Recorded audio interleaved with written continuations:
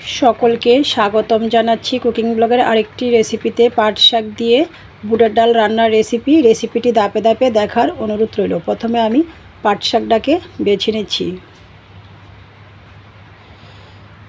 লাগছে বুটের ডাল, পাট শাক।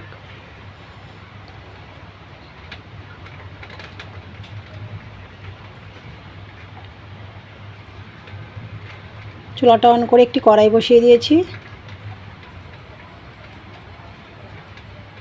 দিয়ে দিয়েছি পরিমাণ মতো জল, ধুয়ে রাখা ডাল,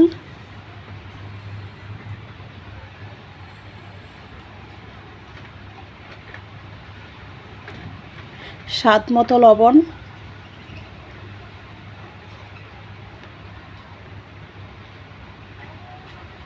ডালটা ফুটে উঠেছে। এই পর্যায়ে আমি নাড়াচাড়া করা চামচের সাহায্যে উপরে ফেনাটা ফেলে দিচ্ছি।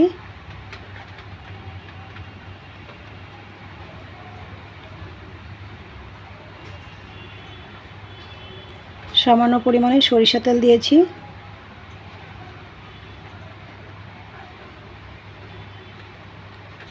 আবারও নাড়াচাড়া করে নিয়েছি। তো ডালটা সিদ্ধ হয়ে গিয়েছে। আপনারা কেউ চাইলে ঘুটনির সাহায্যে ডালটা ঘুটে নিতে পারেন। দিয়ে দিয়েছি পরিমাণ মতো হলুদ গুঁড়া, বোম্বাই মরিচ,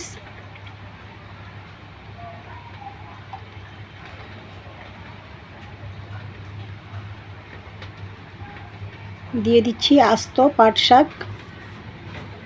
শাকটা যেহেতু নরম ছিল আমি আস্তই দিয়েছি, তো আপনারা কেউ চাইলে কুচি করেও অ্যাড করতে পারেন। আবারও চামচের সাহায্যে সব কিছু নাড়াচাড়া করে নিচ্ছি।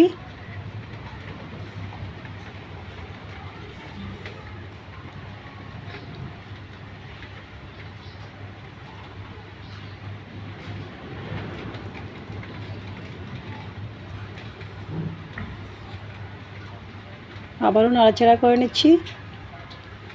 প্রায় 4 মিনিট পর আমার শাকটা রেডি হয়ে গিয়েছে, নামিয়ে নেব।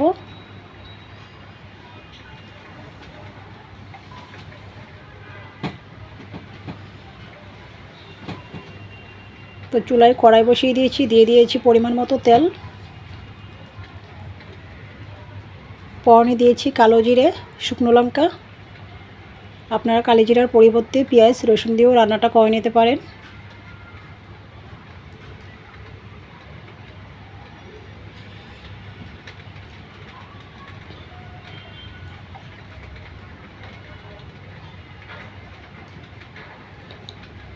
অ্যাড করে দিয়েছি ডাল। আবারও সব কিছু নাড়াচাড়া করে নিচ্ছি।